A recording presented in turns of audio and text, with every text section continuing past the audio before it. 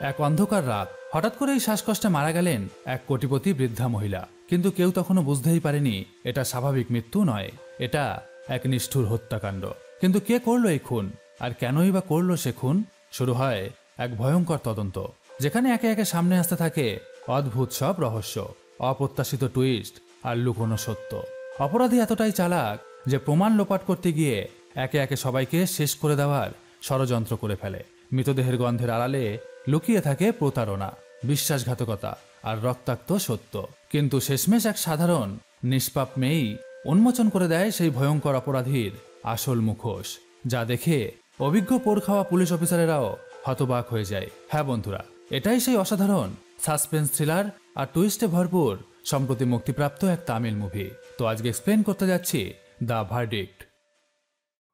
গল্পে শুরু হয় 20 মে 2019-এর এক রাতে, যেখানে একজন বয়স্ক মহিলা এলিজার বাড়ি দেখানো হয়।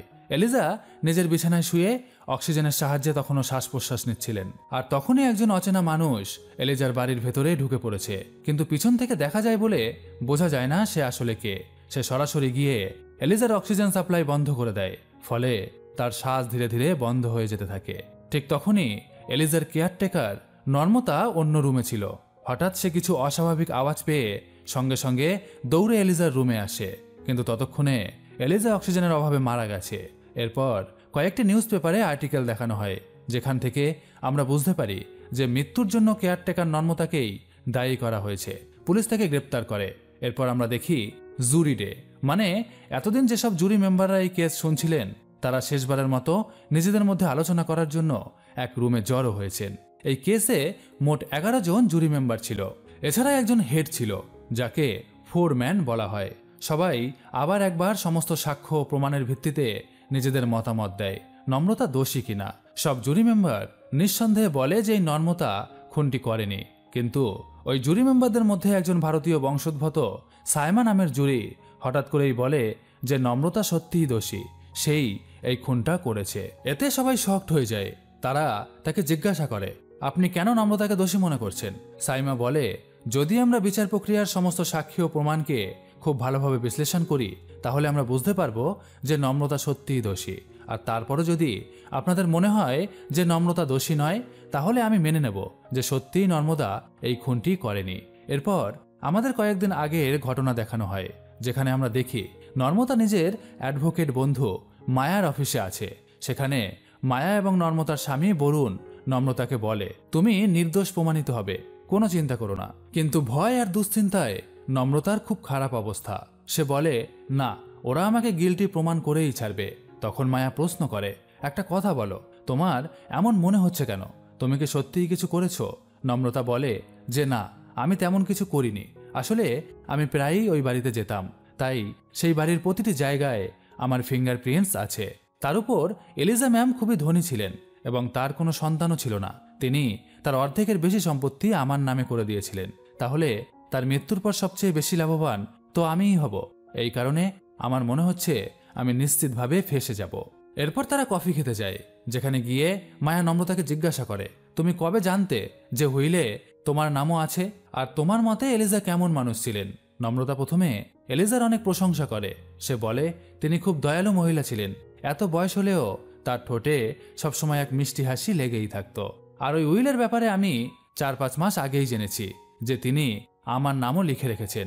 তখন মায়া বলে, দেখো, তুমি যদি চাও আমি তোমার ডিফেন্স অ্যাটর্নি হই, তাহলে আমাকে সত্যিটাই বলতে হবে, কারণ এই কেসে অনেক টাকার ব্যাপার জড়িত। এলিজা 200 মিলিয়নেরও বেশি সম্পত্তির মালিক ছিলেন। নম্রতা বলে, দেখো, আমি ওনাকে মারিনি। আমার ওনার টাকার প্রতি কোনো লোভ ছিল না। আর চাইলে আমার নামে যে টাকা আসার কথা তা আমি খুশি মনে কোনো অনাথ আশ্রমে দান করে দিতে পারি। এরপর দৃশ্য চলে যায় এলিজার হত্যার ট্রায়ালে।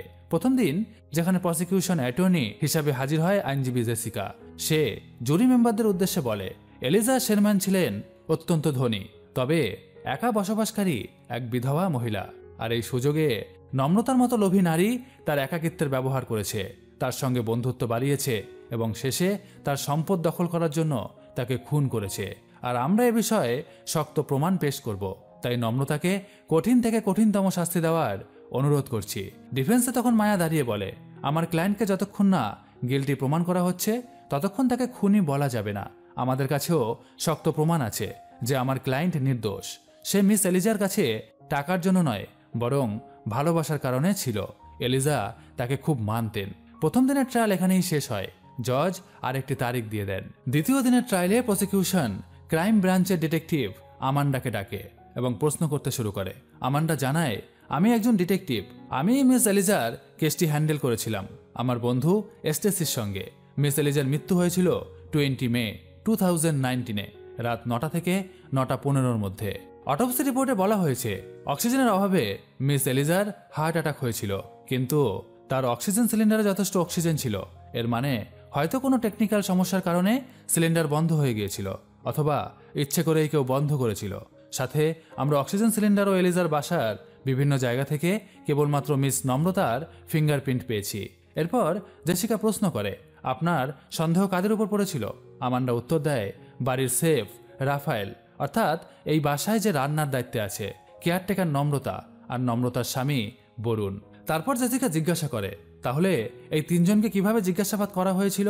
এবার দৃশ্য চলে যায় সেই দিনে যখন ডিটেকটিভ আমান্ডা আর তার বন্ধু রাফায়েলকে জিজ্ঞাসাবাদ করছিল। তারা জিজ্ঞাসা করে, খুনের রাতে তুমি কোথায় ছিলে? রাফায়েল জানায়, আমি বাইরে গিয়েছিলাম ড্রিঙ্ক করতে। যখন ফিরে আসি দেখি নম্রতা এলিজার রুমে আছে, তাই আমি চুপচাপ আমার রুমে গিয়ে ঘুমিয়ে পড়ি, কারণ তখন আমি নেশাগ্রস্ত ছিলাম। ডিটেকটিভ আবার প্রশ্ন করে, কিন্তু তোমার রুমেই তো আমরা মদের বোতল পেয়েছি, তাহলে বাইরে গিয়ে কেন মদ খেতে হলো? তার উপর তোমার আর্থিক অবস্থা তো খুব খারাপ। রাফায়েল বলে, ম্যাডাম চাইতেন না আমি বাসায় বসে মদ খাই। একবার যখন তিনি আমাকে বাড়িতে মদ খেতে দেখে ফেলেন তখন খুব রেগে গিয়েছিলেন, তাই এরপর থেকে আমি বাইরে গিয়েই মদ খেতাম। আর আর্থিক সমস্যার কথা যদি বলেন, হ্যাঁ, আগে আমি জুয়ার নেশায় ডুবেছিলাম, কিন্তু 2 বছর আগে ম্যাডামের কথায় আমি সব ছেড়ে দিই। ডিটেকটিভ তখন সরাসরি অভিযোগ তোলে, তাহলে তুমি টাকার জন্য তোমার মালকিনকে মেরে ফেলেছো? রাফায়েল বলে, না, এলিজা ম্যাডাম আমার মায়ের মতো ছিলেন। আমি তার সম্পর্কে এমন কিছু ভাবতেই পারি না। যদি তাকে মারতেই হতো তাহলে অনেক সুযোগই ছিল আমার সামনে, কিন্তু আমি কখনো এমন কিছু করিনি। তবে শেষবার আমি মিস এলিজাকে নম্রতার সঙ্গেই দেখেছিলাম। আমার মনে হয় খুন ওই করেছে। ডিটেকটিভ জিজ্ঞাসা করে, তোমার এমন মনে হওয়ার কারণ কি? রাফায়েল তখন খুনের 1 সপ্তাহের আগের ঘটনায় যাওয়া একটি ঘটনা বলে। সে কিচেনে কাজ করছিল, হঠাৎ নম্রতাও সেখানে আসে। নম্রতা জিজ্ঞাসা করে, রাফায়েল, তুমি আমাকে কেন পছন্দ করো না? সবসময় এত রাগীভাবে আমার দিকে কেন তাকাও তুমি? রাফায়েল বলে, কারণ তুমি এখন ম্যাডামের প্রিয় পাত্র হয়ে গেছো। তোমার জন্য ম্যাডাম আমাকে এখন আর ভালো চোখে দেখে না, সব সময় বকাবকি করে। আমার আর্থিক অবস্থা এমনিতেই ভালো নয়, তার উপর আমাকে সবসময় বকা খেতে হয়। এজন্য তোমার উপর আমার ভীষণ রাগ হয়। তখন নম্রতা মজা করে বলে, যদি এত সমস্যা হয়, এই নাও ছুরি, গিয়ে ম্যাডামকে খুন করে দাও, তাহলে তোমারও ভাগে টাকা আসবে আর সমস্যার সমাধান হবে। অথবা চাইলে এই ছুরি দিয়ে তুমি আমাকেও খুন করে দিতে পারো, তাহলে আমার কারণে তোমাকে আর বকা শুনতে হবে না। এই বলে সে হেসে কিচেন থেকে বেরিয়ে যায়। রাফায়েলের জিজ্ঞাসাবাদের পর এবার নম্রতার স্বামী বরুণকে জিজ্ঞাসাবাদ করা হয়। বরুণ নির্ভয় সব বলে দেয়, আমি তো সেদিন রাত প্রায় 8টার দিকে আর্জেন্ট কেয়ার নামে এক মেডিকেল স্টোরে গিয়েছিলাম, কারণ আমার পিঠে খুব ব্যথা হচ্ছিল। ডাক্তার আমাকে কিছু ওষুধ খাওয়ার পরামর্শ দিয়েছিলেন এবং বলেছিলেন যদি ব্যথা না কমে তবে আরও বেশি ডোজের ওষুধ খেতে। এরপর আমি সোজা বাসায় ফিরে আসি। ডিটেকটিভ বলে, আপনার কথা তো এভিডেন্সের সঙ্গে মিলে যাচ্ছে, কিন্তু আমরা এটাও জেনেছি যে আর্থিক দিক দিয়ে আপনার অবস্থা সবসময় খারাপ। তাহলে আপনি কি মিস এলিজাকে মেরে ফেলেছেন যাতে উইল অনুযায়ী যে টাকা পাওয়ার কথা তা আগে থেকেই পেয়ে যান? এতে বরুণ অবাক হয়ে যায়, আমারও কি নাম ছিল উইলে? আমি তো কিছুই জানতাম না। আর তখনই আবার দৃশ্য ফিরে আসে কোর্টরুমে। ডিটেকটিভ আমান্ডা বলে, এইভাবে রাফায়েল আর বরুণ আমাদের সন্দেহের তালিকা থেকে বাদ যায়, কিন্তু নর্মতার উপরে আমাদের সন্দেহ রয়ে যায়। তখন ডিফেন্স লয়ার মায়া প্রশ্ন করে, অক্সিজেন সিলিন্ডারে কি শুধু নর্মতার ফিঙ্গারপ্রিন্টই পাওয়া গিয়েছিল? আমান্ডা উত্তর দেয়, না, সেখানে রাফায়েল আর মিস এলিজার ফিঙ্গারপ্রিন্টও পাওয়া গিয়েছিল। মায়া তখন বলে, তাহলে তো এটা হতেই পারে যে অক্সিজেন সাপ্লাই নম্রতা নয়, রাফায়েল বন্ধ করেছে, অথবা ভুলবশত মিস এলিজা নিজেই বন্ধ করে ফেলেছিলেন। আমান্ডা মাথা নেড়ে বলে, হ্যাঁ, সেটাও সম্ভব। এরপর কোর্টে রাফায়েলকে ডাকা হয়। প্রসিকিউশন অ্যাটর্নি জেসিকা তাকে প্রশ্ন করে, আপনি কত বছর ধরে মিস এলিজার জন্য কাজ করেছেন? রাফায়েল উত্তর দেয়, 25 বছর ধরে। ম্যাডাম আমাকে পরিবারের সদস্যদের মতনই মানতেন। কোনো বড় সিদ্ধান্ত নেওয়ার আগে তিনি আমার সঙ্গে আলোচনা করতেন। তিনি আমাকে তার জন্য খুব ভাগ্যবান মনে করতেন। তাই কোথাও টাকা ইনভেস্ট করার আগে তিনি আমাকে 4-5টি কোম্পানির নাম দিতেন এবং একটি বেছে নিতে বলতেন। আমি প্রার্থনা করতাম আর সবসময়ই সেই ইনভেস্টমেন্ট সফল হতো। আমরা দুজনেই খুব কাছাকাছি ছিলাম। আমরা একে অপরের খুব আপন ছিলাম, কিন্তু 3 বছর আগে নম্রতা তার জীবনে আসে। শুরুতে মাঝে মাঝে আসতো, পরে প্রতিদিনই আসতে শুরু করে। জেসিকা প্রশ্ন করে, তাহলে তারা একসঙ্গে কি করত? রাফায়েল বলে, অধিকাংশ সময় নম্রতা কফি নিয়ে যেত তার রুমে, তারপর ভেতর থেকে দরজা বন্ধ করে দিত। ওরা কি কথা বলতো আমি জানি না, তবে নম্রতার এসব আচরণ আমাকে অস্থির করে তুলেছিল। আমার ভয় হতো নম্রতার কারণে যদি ম্যাডামের কিছু হয়ে যায়, কারণ নম্রতার অনেক ঋণ ছিল। তাই আমার বিশ্বাস নর্মদাই ম্যাডামকে খুন করেছে। আর 1 সপ্তাহ আগে তো সে সরাসরি খুন করার কথাও বলেছিল, কিন্তু আমি তার কথায় কান দিইনি। তখন মায়া রাফেলকে আক্রমণ করে বলে, খুনি তো আপনিও হতে পারেন, কারণ নম্রতা আসার আগে এলিজার সমস্ত সম্পদ আপনারই হওয়ার কথা ছিল, কিন্তু নম্রতা আসার পর সম্পত্তি ভাগ হয়ে যায় 2 জনের মধ্যে, পরে 3 জনের মধ্যে। তার উপর আপনার জুয়া খেলার অনেক ঋণও ছিল। এভাবেই 2য় দিনের ট্রায়াল শেষ হয়। 3য় দিনের ট্রায়ালে এবার সাক্ষী কাঠগড়ায় ডাকা হয় নম্রতাকে। সবার আগে তাকে জিজ্ঞাসা করা হয়, আপনি কি করেন? আমি একজন থিয়েটার অ্যাক্টার্স, একটা ছোট ব্যবসাও করি। এর পাশাপাশি আমি মানুষকে শেয়ার মার্কেটে ইনভেস্ট করার টিপসও দিই, তবে সেখান থেকে আমার কোনো আয় হয় না। এরপর আইনজীবী জিজ্ঞাসা করে, আপনার সাথে মিস এলিজার দেখা হয়েছিল কবে এবং কোথায়? সবকিছু সত্যি বলুন। নর্মদা বলে, 3 বছর আগে। আর তখন সিন চলে যায় 3 বছর অতীতে। আমরা দেখি নর্মদা তার স্বামী বরুণের সঙ্গে একটি জুয়েলারি শপে গিয়েছিল। সেখানেই তার নজরে পড়ে হুইল চেয়ারে বসা মিস এলিজা, যার হাতে কয়েকটি প্যাকেটও ছিল। হঠাৎ কেউ একজন এসে তাকে ধাক্কা দিয়ে যায়, ফলে এলিজার হাত থেকে প্যাকেটগুলো পড়ে যায়। তখন নম্রতা দৌড়ে গিয়ে তাকে সাহায্য করে। এলিজা তখন প্রথম দেখাতেই বুঝতে পারে যে নম্রতা একজন তামিলিয়ান। আসলে এলিজাও একটি তামিল পরিবার থেকে আমেরিকায় এসে থাকে, তবে বহু বছর আগে তারা ইউএসএ শিফট করেছিলেন। তাই এত বছর পর আবার একজন তামিলিয়ানকে পেয়ে এলিজা মনে মনে খুব খুশি হয়। তারা অনেকক্ষণ নিজের দেশের সম্পর্কে গল্প করে। এর ফলে ধীরে ধীরে তাদের মধ্যে ভালো সম্পর্ক তৈরি হয়। এলিজা নর্মতার সঙ্গে ফোন নম্বর এক্সচেঞ্জ করে নেন, কিন্তু 3 মাস ধরে তাদের আর কোনো যোগাযোগ হয়নি। এরপর একদিন হঠাৎ এলিজা কল করে নম্রতাকে নিজের বাড়িতে আমন্ত্রণ জানান। নম্রতা এলিজার বাসায় যাওয়ার পর রাফায়েল বাসার দরজা খুলে দেয় এবং সেই নম্রতাকে এলিজার কাছে নিয়ে যায়, এবং যেতে যেতে সে তার পরিচয় দেয় যে সে এলিজার দেখাশোনা করে। এলিজার বাড়ি ছিল ভীষণ সুন্দর। নর্মতা গিয়ে তার অনেক প্রশংসা করে। তখন এলিজা বলে, এই বাড়িটা আসলে হেনরির ছিল। কলেজের প্রথম দিনই হেনরি আমাকে পছন্দ করে ফেলে, এমনকি সেদিনই সে আমাকে প্রপোজ করেছিল। এরপর হেনরি আমার হাত ধরে এবং শেষ নিঃশ্বাস পর্যন্ত সে সেই হাত ধরেই রেখেছিল। তার সঙ্গে কাটানো প্রতিটি মুহূর্ত আমার কাছে খুবই বিশেষ। এখন আমি চাই ওর সঙ্গে পরকালের জগতে মিলতে এবং চিরদিনের জন্য এক হয়ে থাকতে। এলিজার এই প্রেম কাহিনী নর্মতা গভীর আগ্রহ নিয়ে শুনছিল। তখন এলিজা মজা করে বলেন, আরে এত পুরনো প্রেমের গল্প শুনে কি করবে তুমি? আমাদের সময়ে ভালোবাসা একেবারে আলাদা ছিল, এখন তো অনেক কিছুই বদলে গেছে। তুমি বরং তোমার নিজের লাভ স্টোরি শোনাও। নর্মতা বলতে শুরু করে, আমার তেমন কোনো বিশেষ গল্প নেই। আমি এক তামিলিয়ান গরিব পরিবারে জন্মেছি। আমি আর আমার বোন, আমরা দুজনই ছিলাম। বাবা খুব কড়াকড়িভাবে আমাদের বড় করেছেন, কোনো স্বাধীনতা দেননি কোনো দিন। পরে তিনি আমাদের বিয়ে দেন। তবে লাভ বা রোম্যান্স সবকিছুই আমি বরুণের সঙ্গে করেছি, তার বাইরে আমার জীবনে আর কিছুই নেই। এরা দুজন যখন নানা বিষয় আলাপ করছিল, হঠাৎ এলিজার শরীর খারাপ হয়ে যায়। তখন নম্রতা চিৎকার করে রাফায়েলকে ডাকে, কারণ দরজা তো সেই খুলেছিল। তারই জানা ছিল এলিজার মেডিকেল হিস্ট্রি। তাই দ্রুত অক্সিজেন মাস্ক রাফায়েল এলিজার মুখে লাগিয়ে দেয়। এরপর থেকে এলিজা আর নম্রতার মধ্যে ঘনিষ্ঠতা আরও বাড়তে থাকে। এলিজা তাকে বলে, তুমি আমাকে মা ডাকতে পারো। নম্রতাও সত্যিই তাকে নিজের মা ভেবে নিতে শুরু করে। একজন কেয়ারটেকারের চেয়েও বেশি যত্ন নিতে থাকে তার। কিছুদিনের মধ্যেই নম্রতা কেবল একজন কেয়ারটেকার নয়, একেবারে মেয়ের মতো এলিজার যত্ন নিতে শুরু করে। 3 বছর পর হঠাৎ একদিন এলিজা নম্রতাকে নিজের হুইল পড়তে দেন। নম্রতা সেই হুইলে নিজের নাম দেখে তো পুরাই অবাক হয়ে যায়। সে বলে, মা, এর কি দরকার ছিল? আমি কি কখনো আপনার কাছে কিছু চেয়েছি?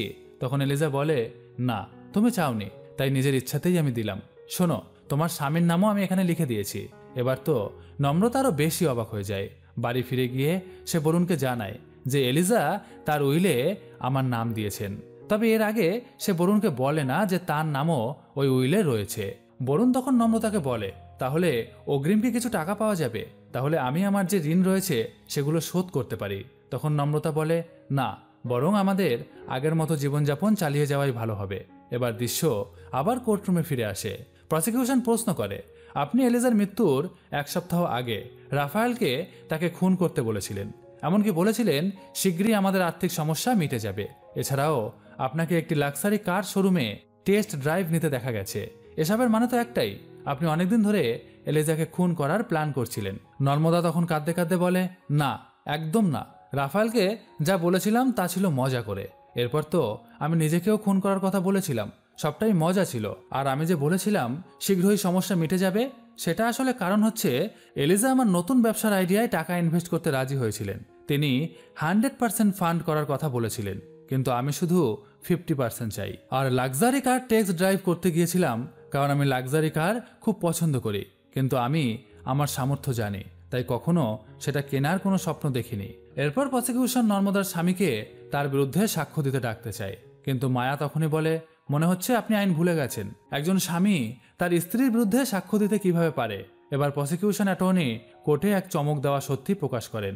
সে বলে, আসলে নর্মদার সঙ্গে বিয়ে হওয়ার আগে বরুণ ভারতের এক মহিলার সঙ্গে বিয়ে করেছে, এবং 10 বছর আগে যখন সে আমেরিকায় আসে তখন এখানে এসে নর্মদার সঙ্গে সে বিয়ে করে নেয়। কিন্তু প্রথম স্ত্রীকে সে এখনো ডিভোর্স দেয়নি। তাহলে নর্মদার সঙ্গে দ্বিতীয় বিয়েকে আইনত বিয়ে হিসাবে ধরা যাবে না। ওরা একসঙ্গে থাকে ঠিকই, কিন্তু আইনের চোখে তারা স্বামী স্ত্রী নয়।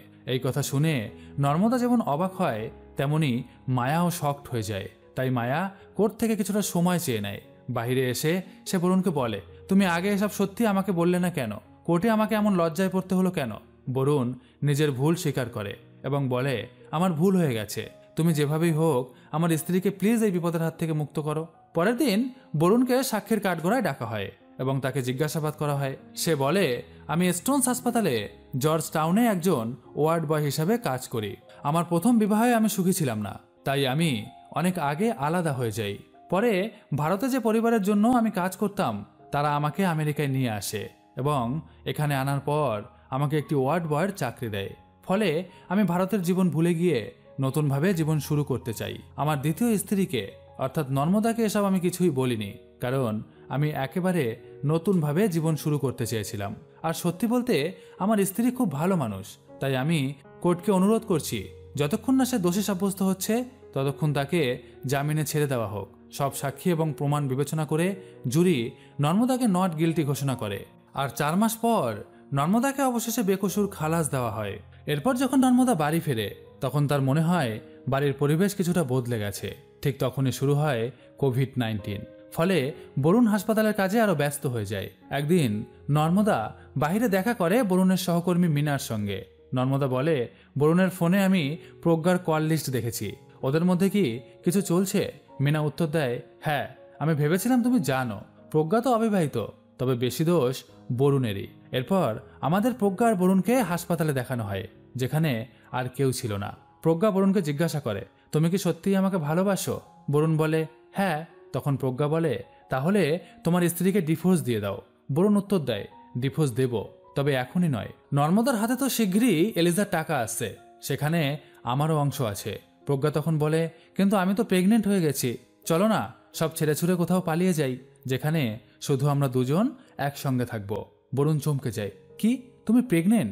আচ্ছা, তুমি তো অ্যাবর্ট করিয়ে নিতে পারো, তাই না? এই কথা শুনে প্রজ্ঞা মনে মনে খুব কষ্ট পায়। সে কাঁদতে কাঁদতে বলে, আমি এই কারণেই তোমাকে প্রথমে জিজ্ঞাসা করেছিলাম, তুমি কি সত্যিই আমাকে ভালোবাসো? বরুণ তখন তাকে বলে যে, হ্যাঁ, আমি তোমাকে সত্যিই ভালোবাসি, কিন্তু এখন আমার কাছে টাকার শেয়ার পাওয়া অনেক বেশি জরুরি। কিছুদিন পর নর্মদা মিনাকে ফোন করে বলে, আগামী সপ্তাহে বরুণের জন্মদিন, তুমি বরুণের সঙ্গে যারা কাজ করে তাদের সমস্ত নার্সদের নিয়ে আসবে, আর হ্যাঁ, প্রজ্ঞাকে আনতেও ভুলবে না। এরপর আমরা দেখি বরুণের জন্মদিনের পার্টি। নর্মদা নিজের হাতে অতিথিদের জন্য নানান রকম পদ রান্না করে, সে সবার খেয়াল রাখে, এমনকি প্রজ্ঞার প্রতিও ভীষণ যত্নশীল হয়। এতে প্রজ্ঞা আবেগে কেঁদে ফেলে এবং ভাবে, নর্মদা এত ভালো মানুষ, আর বরুণ ওর সঙ্গে এত খারাপ ব্যবহার করছে, ওর সঙ্গে বিশ্বাসঘাতকতা করছে। বরুণ নর্মদার দোষগুণ বলে আমাকে কাছে টেনেছিল। আমিও ভেবেছিলাম যে বেচারা স্ত্রীর কাছে অবহেলিত হয়ে আমার কাছে এসেছে, কিন্তু আসল সত্যি তো একেবারেই আলাদা। সব বুঝে গিয়ে প্রজ্ঞা কেঁদে নর্মদাকে জড়িয়ে ধরে এবং তার কাছে ক্ষমা চায়। এরপর থেকে প্রজ্ঞা ধীরে ধীরে বরুণের থেকে দূরে সরে যায়। এদিকে শুরু হয় কোভিড-19 ভ্যাকসিনেশন। নর্মদাও ভ্যাকসিন নেওয়ার জন্য স্থানীয় হাসপাতালে যায়। ভ্যাকসিন নেওয়ার পর বাড়ি ফিরে তার শরীর একটু খারাপ লাগতে থাকে। সে বরুণকে ফোন করে এবং বলে, বরুণ, আমার সঙ্গে যেন কিছু একটা গন্ডগোল হচ্ছে। বরুণ উত্তর দেয়, আরে সব ভ্যাকসিন নেওয়ার পরেই শরীর একটু খারাপ লাগে, 1-2 দিনের মধ্যেই ঠিক হয়ে যাবে। কিন্তু নর্মদার ক্ষেত্রে তা হয়নি। তার অবস্থা ক্রমে ক্রমে আরো খারাপ হতে থাকে। অবশেষে সে নিজেই হাসপাতালে ভর্তি হয়, সেখানেই তার মৃত্যু হয়। নর্মদার দেহ বরুণকে দেওয়া হয়নি। হাসপাতাল কর্তৃপক্ষ নিজেরাই বিষয়টি সামলে নেন। নর্মদার মৃত্যুর পর অনেক মানুষ শোক প্রকাশ করতে তার বাড়িতে আসে। সেই সময় থেকেই মায়া আর বরুণের ঘনিষ্ঠতা বাড়তে শুরু করে। বরুণ তখন ভীষণ একা হয়ে গিয়েছিল, আর মায়া তার ভরসা হয়ে ওঠে। দেখতে দেখতে তারা একটা সম্পর্কে জড়িয়ে পড়ে। কয়েক মাস পর এলিজার যে $150 মিলিয়ন সম্পত্তি নর্মদার নামে লিখে দিয়েছিল, তা পুরোপুরি বরুণের নামে হয়ে যায়। এরপর বরুণ মায়ার সঙ্গে দারুণ বিলাসবহুল জীবনযাপন শুরু করে। সে মায়াকে ভীষণ ভালোবাসতে শুরু করে। এই ভালোবাসার টানেই একদিন বরুণ মায়াকে সব সত্যি বলে দেয়। এলিজার মৃত্যু মোটেও স্বাভাবিক ছিল না, সবই ছিল আগে থেকে পরিকল্পনা করা। বরুণ বলতে শুরু করে, একদিন আমি আমার হাসপাতালে এক ডাক্তারের সঙ্গে এলিজার বাড়িতে গিয়েছিলাম, কারণ তার শরীর খারাপ ছিল। তখন তার সেই বিলাসবহুল বাড়ি দেখে আমার মনে লোভ জাগে। আর যখন জানতে পারলাম এলিজার পৃথিবীতে কেউ নেই এবং তিনি নিজের সম্পত্তি তার সেফ রাফায়েলকে লিখে দিতে চায়, তখন আমার মাথায় প্ল্যান আসে। আমি এলিজার উপর নজর রাখা শুরু করি। তিনি কোথায় যান, কি করেন, সব খেয়াল রাখতে থাকি।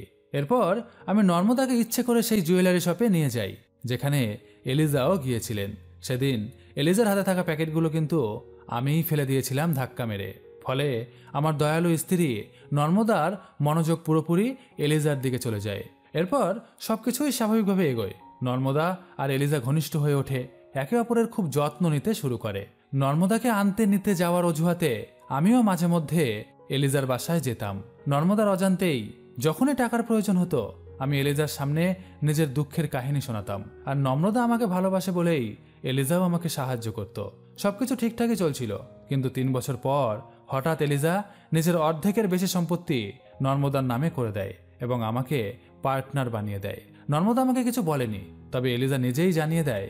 তিনি বলেন, নর্মদা তোমাকে ভীষণ ভালোবাসে, যেভাবে তোমার প্রশংসা করে তাতে আমি বুঝতে পারি তুমিও ওকে খুব ভালোবাসো। তোমাদের দেখে আমার আর হেনরির সম্পর্কের কথা মনে পড়ে যায়, তাই চাই আমার মৃত্যুর পর তোমরা দুজন সুখে শান্তিতে জীবন কাটাও। এটা শুনে আমি ভাবলাম, এলিজা তো অনেক ধনী, ভালো মেডিকেল সুবিধা থাকায় আরও অনেক দিন বেঁচে থাকতে পারে সে, কিন্তু আমি আর অপেক্ষা করতে চাই না। বারবার ছোট অঙ্কের টাকা চাইতে চাইতে আমি বিরক্ত হয়ে উঠেছিলাম। এখন শুধু বড় কিছু করতে হবে।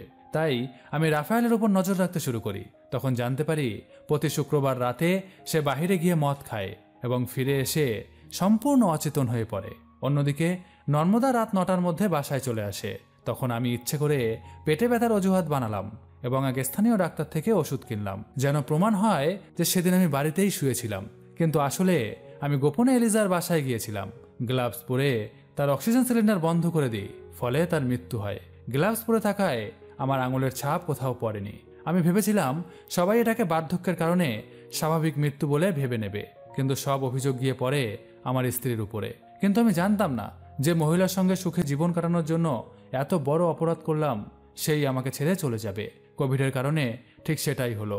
বরুণ এসব বলে হালকা বোধ করে, কিন্তু সে জানতো না মায়া গোপনে তার সব কথা রেকর্ড করে রাখছে।